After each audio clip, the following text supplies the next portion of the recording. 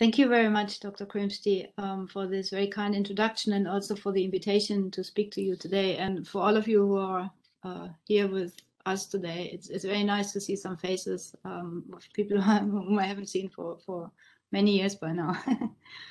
And with COVID, it probably won't change very fast.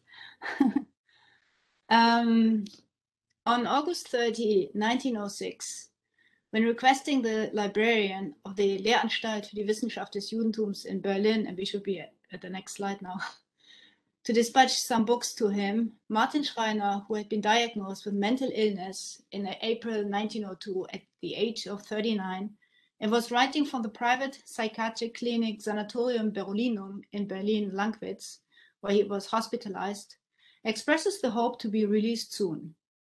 The letter is Schreiner's last written testimony. His mental disorder put a painful and sudden end to a rich, albeit brief, career of a prolific and versatile scholar, and one of the most important representatives of the science of Judaism, the Wissenschaft des Judentums, who was at the same time engaged in the study of Islam. Schreiner lingered on for another 2 decades, until his demise on October 9, 1926. Let me begin with a brief biographical sketch. Martin Mordechai Schreiner was born on July 8, 1863 in Nagyvarad, Großwardein, a provincial town in the Krishana region that belonged until the end of World War I to Hungary and thereafter became part of Romania. His father Albert, a poor ritual slaughterer in the Orthodox community of Nagyvarad, passed away in 1881, the same year Martin Schreiner completed his high school in his hometown. Following his graduation from high school, Schreiner moved to Budapest, where he enrolled both in the Budapest Rabbinical Seminary and Budapest University, where he studied Semitic and Islamic studies as well as philosophy. In 1886, Schreiner defended his doctoral dissertation on the history of the pronunciation of the biblical text. Between January 31 and February 16, 1887, Schreiner successfully passed the final written and oral exams at the Rabbinical Seminary in Budapest and received the rabbinical ordination on February 17, 1887. His teachers at the Rabbinical Seminary were Moses Le Bloch, Wilhelm Bacher, and David Kaufmann. Bloch, Bacher, and Kaufmann constituted the core faculty since the Budapest Rabbinical Seminary had opened its doors on October 4, 1877. Besides these 3 scholars, Ignaz Galcia was Schreiner's principal teacher at Budapest University. In April 1887, after he finished his dissertation, Schreiner spent a few days at the Königliche Bibliothek Gotha, where he consulted a copy of Al-Ghazali's Kitab al-Mustasfa. During the summer of 1887, Schreiner spent some 2 weeks in Vienna, where he consulted in June and July Arabic manuscripts in the Imperial Court Library, Königliche Bibliothek, portions of which he excerpted for reuse in his later publications. During his sojourn in the city, Schreiner also met some of the local scholars, notably Alfred von Krämer, one of the leading 19th century scholars of Islamic history and culture, and David Heinrich von Müller, professor for Semitic languages at the University of Vienna since 1885. While Schreiner writes enthusiastically about his encounter with von Krämer, he was much less intrigued by his conversations with von Müller, whose interest in Semitic grammar in pre-Islamic southern Arabia he did not share. Schreiner's first appointment was a rabbinical post in the provincial town of Surgo, located in close vicinity to the Hungarian-Croatian border, where he served for a period of 4 years between 1887 until 1891. During these years, Schreiner vigorously continued his scholarly work, hoping for an opportunity to pursue an academic career.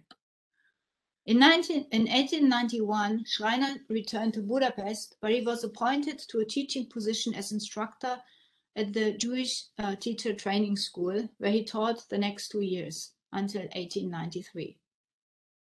Following Galcia's recommendation, Schreiner was offered in 1893 an appointment to the faculty of the Lehranstalt für die Wissenschaft des Judentums in Berlin. Schreiner's formal induction was scheduled for December 26, 1893, and he began teaching on January 8, 1894. The next 8 years constitute the most fruitful period of his scholarly life. Schreiner thrived in the city, intellectually stimulated by his students and colleagues at the Lehranstalt, and he enjoyed his interactions with other scholars in the city who were either based at the Rabbinical Seminary in Berlin or at Berlin University, including Moritz Steinschneider and Friedrich Dieterici. Schreiner was diagnosed with mental illness in April 1902, and his health deteriorated to the extent that in 1905, Benno Braun, a businessman and partner in the firm Johansson and Brünn, who supported the Lehranstalt over many years in different capacities, was appointed by the Königliche Amtsgericht Nummer 1 as Schreiner's guardian, Vormund. The relevant court records have not been preserved, nor have Schreiner's medical files during his time in Lankwitz come down to us. His letter, dated August 26, 1906, in which he requested a number of books, both from among his personal library and from the library of the Lehranstalt, to be sent to him, is the only remaining document from the last period of his life. Schreiner's active scholarly career stretched over close to 2 decades, from 1884 until through 1902, during which he published extensively. His publications cover a wide spectrum that testify to his accomplished abilities as a philologist and a historian. His profound knowledge of both Arabic and Hebrew, and of Jewish and Islamic literary sources, also reflects the high standard of scholarship in these areas in Budapest during the final decades of the 19th century. His principal teachers, Wilhelm Bacher, David Kaufmann, and Ignaz Galcia, were among the leading scholars of the time in the study of Jewish intellectual history and literature in the lens of Islam. Kaufmann had produced an enormous oeuvre with path-breaking studies in the area of Jewish Arabic philosophy. His monographs on Bachya bin Pakuda, on Saadia Gaon, on the notion of divine attributes among Jewish philosophers, on Yehuda Halevi, and on the census in Jewish medieval literature constitute important reference points in Schreiner's work, as is the case with Kaufmann's last study in the realm of Jewish philosophy, which was published posthumously, namely his Studien über Salomon ibn Gabirol. Schreiner's publications evoke Kaufmann's notion of thorough specialized studies, which he considered to constitute building blocks for a future history of Jewish philosophy. Ignaz Galcia, in turn, attracted Schreiner to the field of Islamic studies, and it is in the discipline of Islamic studies that Schreiner made his most original contributions. Like Galcia, Schreiner devoted his earlier scholarship to Jewish studies, gradually moving towards Islamic literature and Islamic studies. Through Galcia's mediation, the following 3 works by Muslim authors served as the backbone of Schreiner's scholarly work from early on. Ibn Hazm's Kitab al-Fisal, Fil Milal wal Nihal, Imam al-Haramain al-Juwayni's Kitab al-Irshad fi Usul al-I'tiqad, and Fakhruddin al-Razi's Mafatih al-Ghaib. The heresiography of the Andalusi Zahiri author Ibn Hazm, with occasional astonishingly accurate insights into the intellectual scene among his contemporaries in the East, was first consulted by Schreiner for his short notice of 1885 aus Ibn Hazm's Kitab al-Milal wal Nihal on the basis of Galcia's excerpts from the Leiden Manuscript OR 480.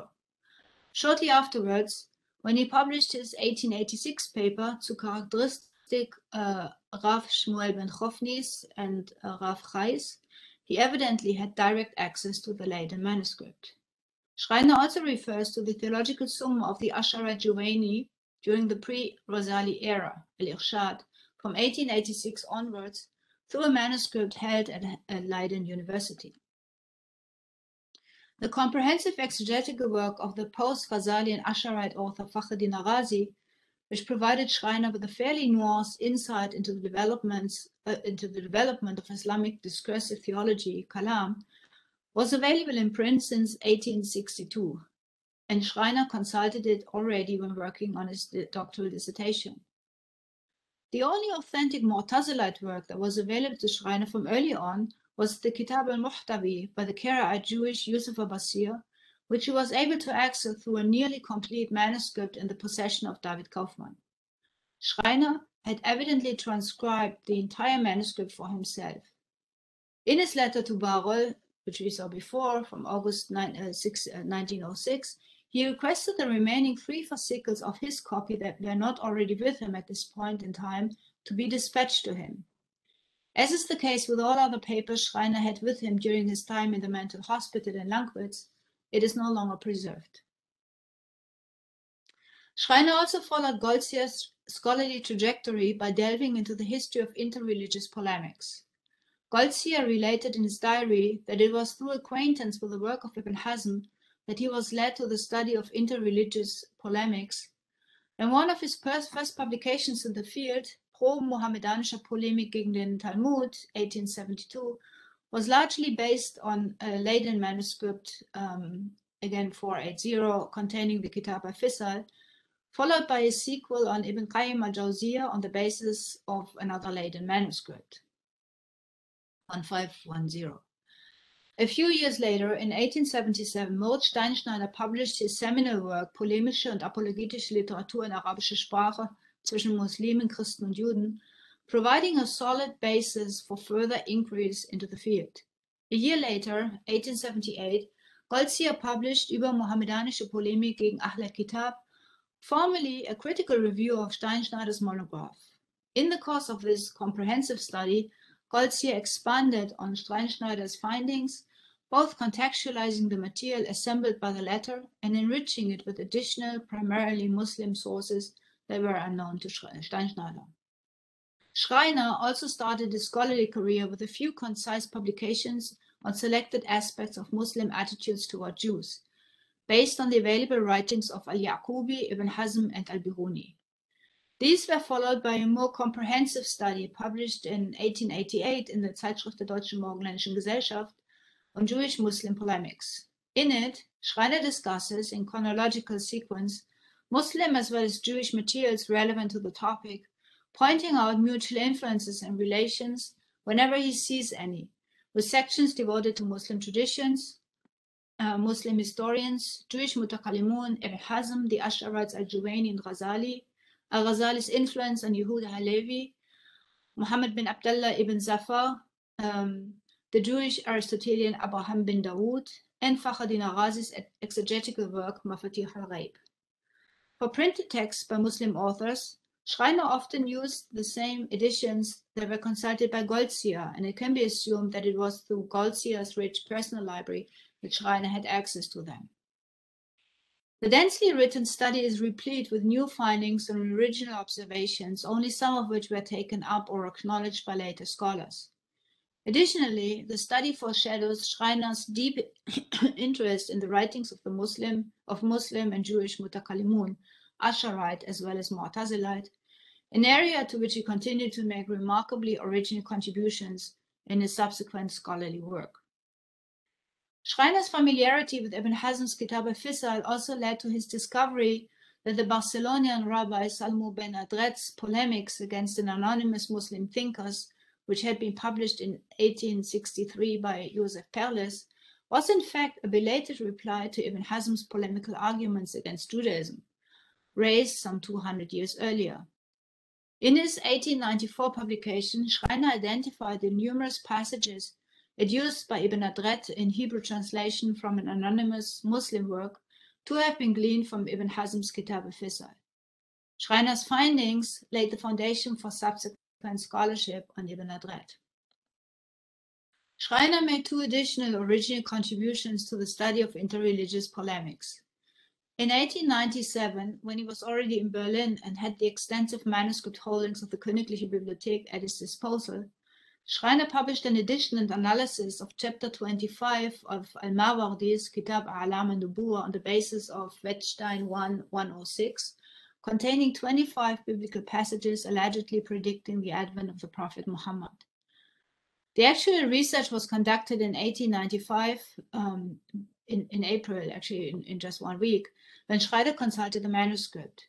In this publication, Schreiner rightly observed that Al-Mawardi included in this chapter biblical passages that are not found in any other Muslim source, an observation which still holds true today. Schreiner remained closely attached to Galcia throughout his active life and evidently considered him as one of his closest friends in whom he seemed to have confided in all matters of significance.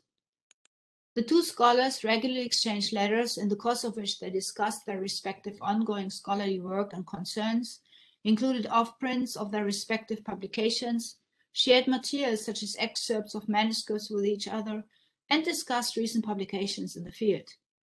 From early on, Schreiner regularly sent Galcia information and excerpts gleaned from manuscripts he had consulted, and he prepared the indices for both volumes of Galcia's Mohammedanische Studien.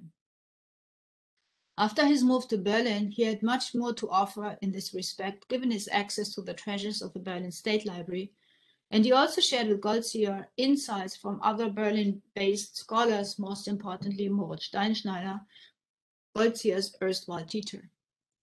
Schreiner also kept Galcia informed about the curriculum at the Lehranstalt, and he wrote to him in detail about the progress of his most gifted students. Schreiner and Galcia apparently met on a regular basis during those years, either in Hungary, whenever Schreiner paid a visit to his home country, or they met in vacation resorts such as Norderney and Sylt. The Hungarian Academy of Sciences preserves 157 letters from Schreiner to Galcia, written between the years 1887 and 1901 in Hungarian, Hebrew, and Arabic. These, together with the Martin Schreiner archive, held by the National Library of Israel, which includes an inventory of Schreiner's personal library with more than 800 book titles, as well as numerous unpublished works, editions of which will be published shortly, and some letters by Schreiner in the archives of other colleagues, constitute the principal source for the reconstruction of Schreiner's biography and intellectual trajectory. The Mu'tazila was one of the most important rational schools in the history of Islamic theology up until the 5th century of the Muslim era. For Mu'tazili theologians, reason provided the epistemological basis to explain the nature of God and of the world.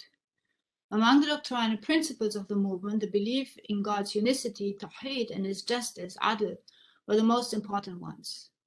The principal source of knowledge about the Mu'tazila among Western scholars since the mid-17th century was the heresiography by the Asharite Shahrastani Kitab al-Milal wal-Nihal. Since the mid-19th century, the book was available through Curtin's edition, 1842-46, followed by Theodor Harbrücker's German translation, published in 1850 and 51.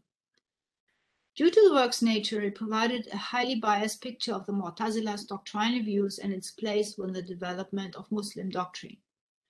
The state of the art in the study of Mu'tazilism during the 1860s was represented by Heinrich Steiner's Die Mu'taziliten oder die Freidenker im Islam and the relevant sections of Alfred von Krämer's Geschichte der herrschenden Ideen des Islams.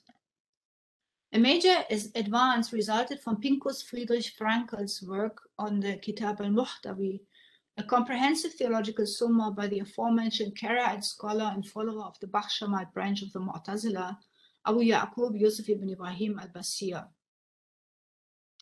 who died sometime between 1037 and 1039.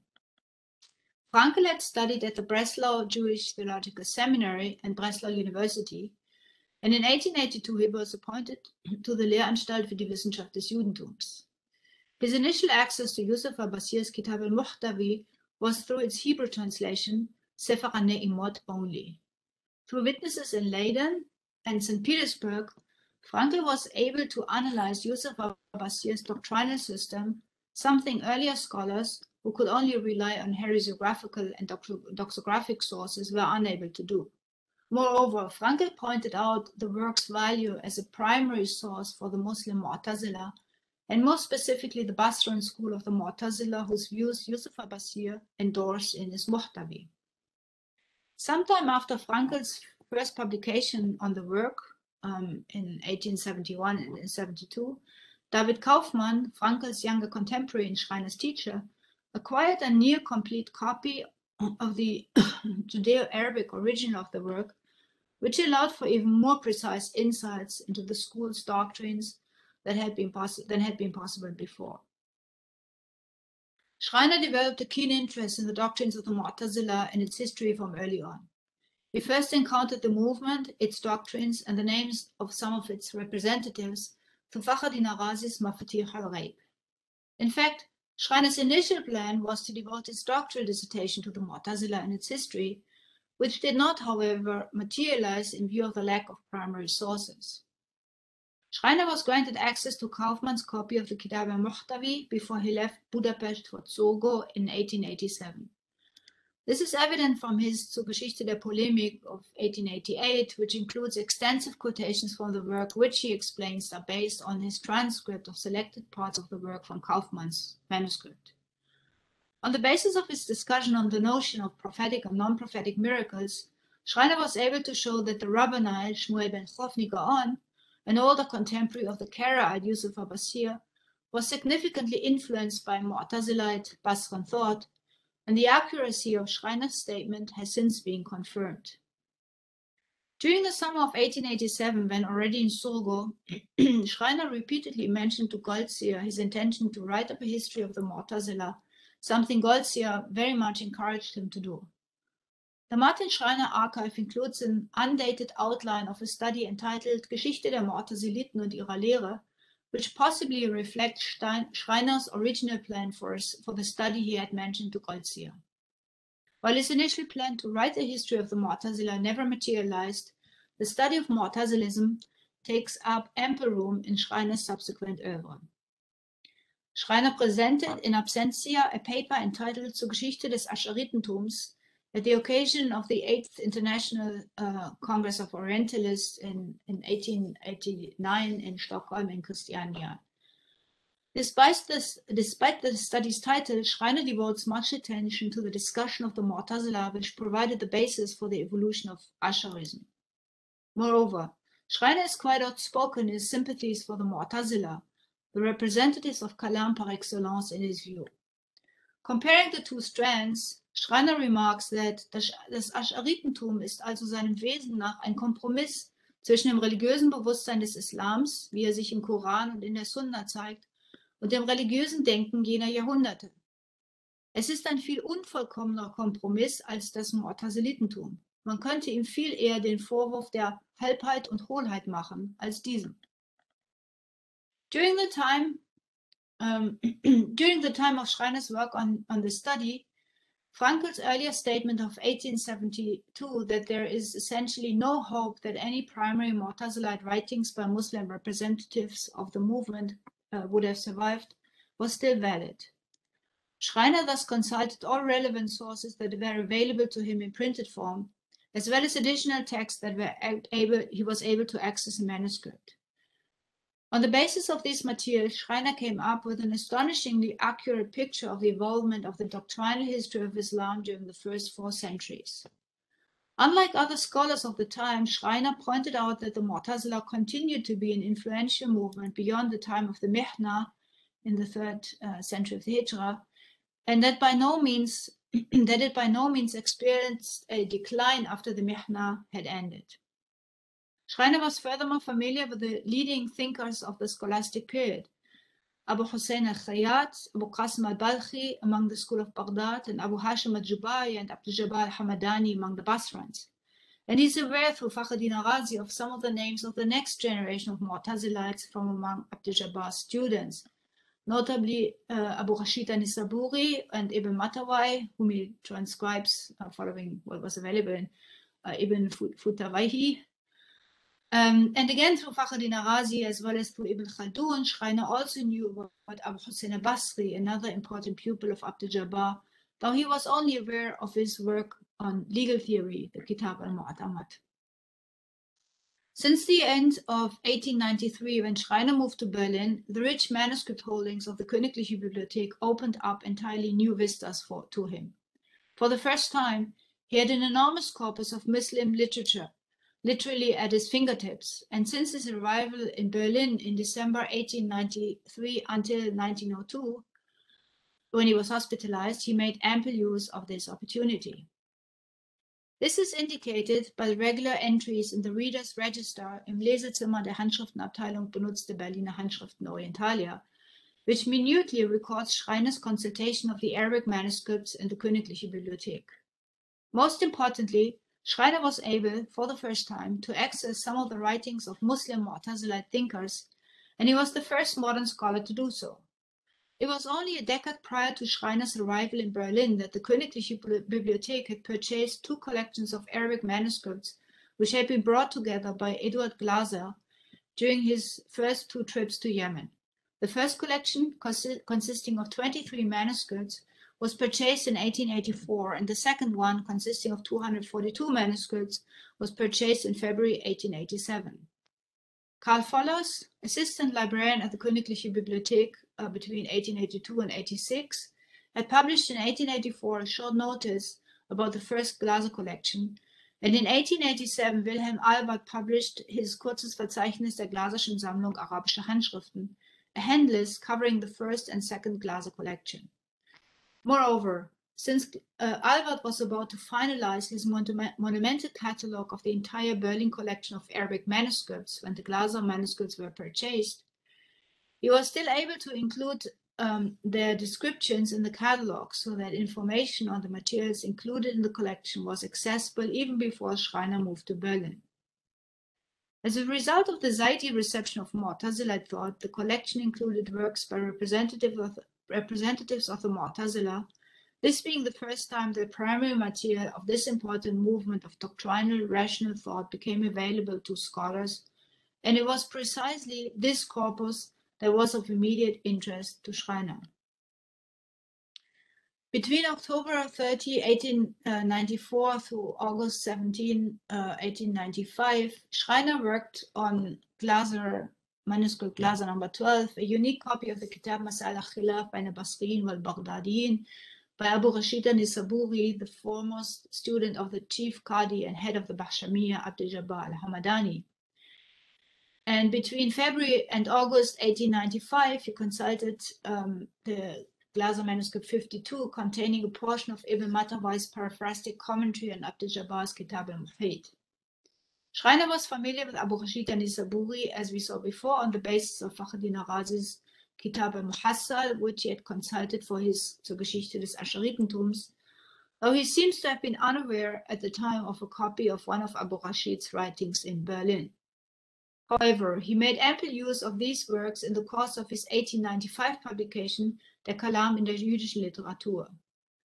In the course of the same publication, he cites other Muslim works, primarily by Asharite authors, that were also available to him for the first time through the Berlin collections, namely Nihayat al-Iqdam fi Ilm al-Kalam by Shahrastani and the Kitab al-Farq bain al-Firaq by Abu Abd al-Qahir al-Baghdadi.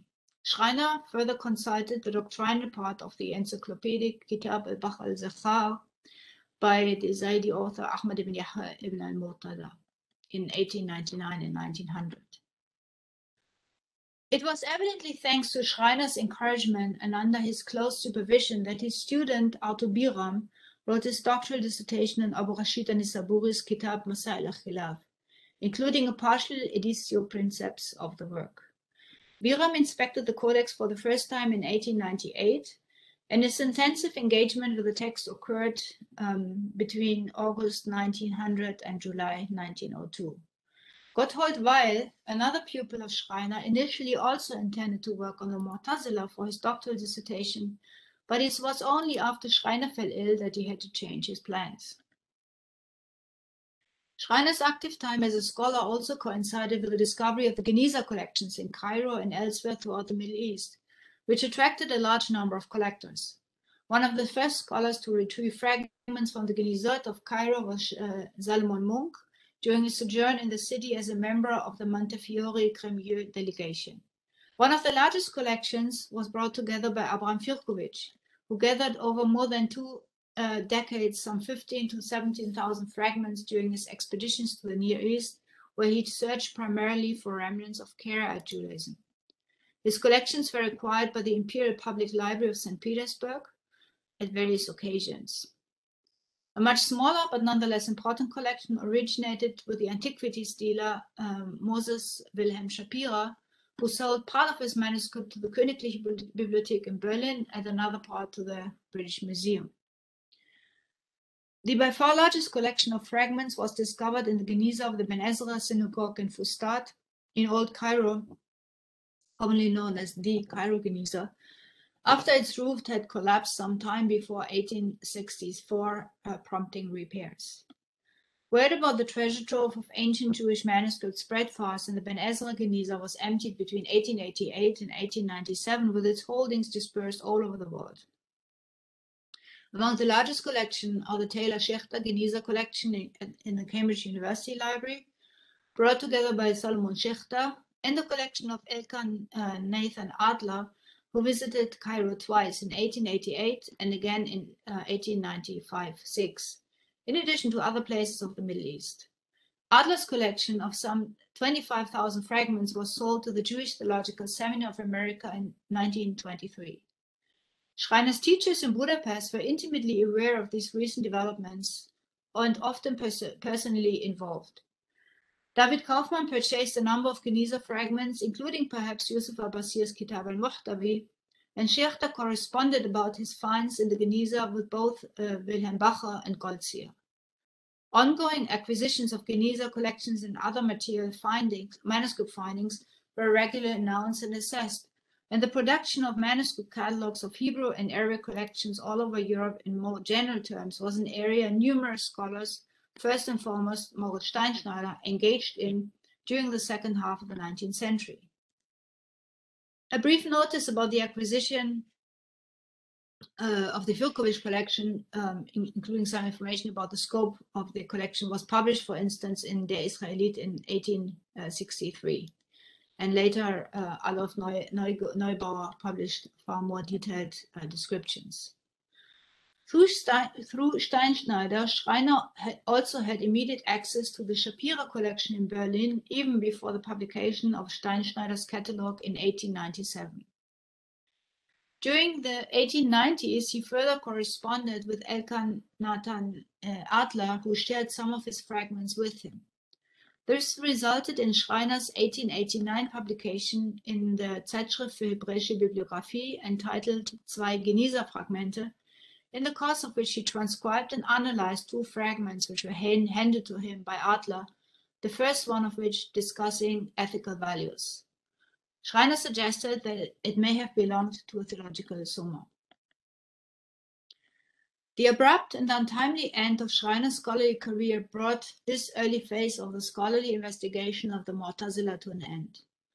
Schreiner cannot only rightfully be considered as the founder of the modern study of the Mu'tazila, he was also the first to be aware of the reception of the movement's doctrines by both Jewish and Zaydi circles, and thus the first to consult both Jewish and Zaydi sources on the topic. One can only imagine how much more he might have achieved had he been able to continue his scholarly work until his demise in 1926.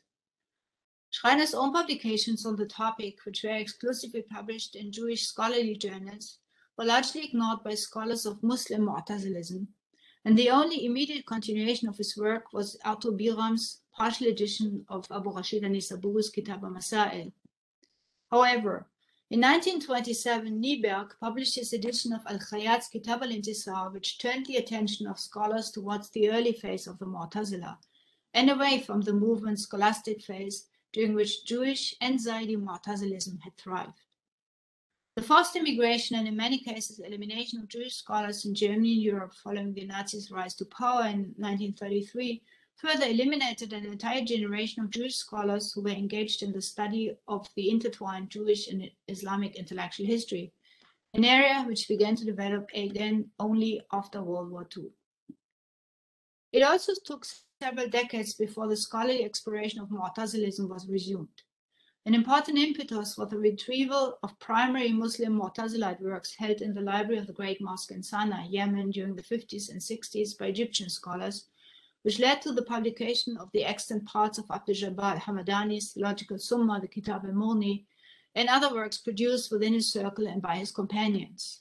The study of the Jewish Mu'tazila was taken up during the same time through George Weider's work on the Kitab al-Muhtavi, though again the reception of Weider's publication was largely limited, at least initially, to Jewish studies circles. Today, there is a flourishing international scene of scholarship devoted to Muslim and Jewish intellectual history. But despite all the progress that had been achieved over the past decades, it's still rewarding to reread Schreiner's earlier studies carefully. One of his goals at the time, as he mentioned in a letter to Adler in November 1900, was to establish the Bibliotheca Philosophorum Judaeorum atque Mohammedanorum media aetatis, which was never realized, but would be something that would still carry a lot of value. Thank you very much.